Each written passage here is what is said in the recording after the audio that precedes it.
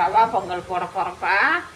அதுக்கு 2 ஸ்பூனு எண்ணெய், ஒரு 2 ஸ்பூனு நெய் போட்டு மிளகு சீரகம்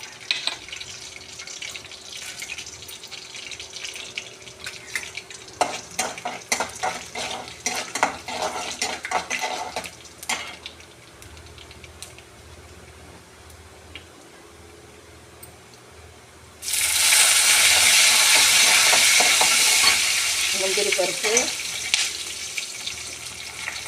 பச்சை மிளகாய், இஞ்சி எல்லாம் போட்டு வதக்கிட்டு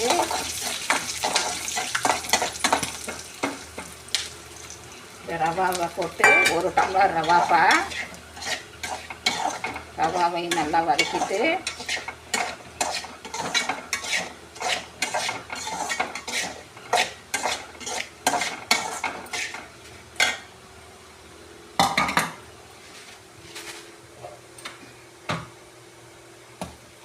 தேவையான உப்பு போட்டோம். அவ்வளோதான். இப்போ தண்ணி அளந்து வச்சுருக்கோம்.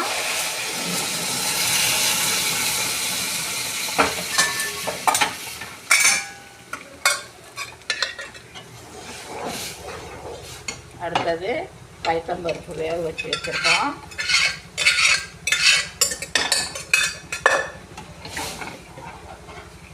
கிண்டிட்டு காட்டுறப்பா. ஆயிடுச்சுப்பா. மேலே ஒரு 2-3 ஸ்பூனு நெய் ஊற்றி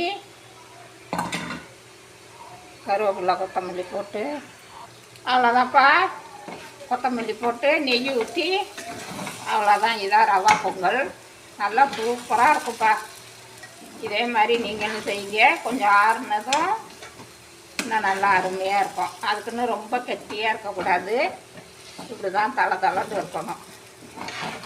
இந்த வீடியோ பிடிச்சிருந்தா லைக் பண்ணுங்கள், ஷேர் பண்ணுங்கள், சப்ஸ்கிரைப் பண்ணுங்கப்பா.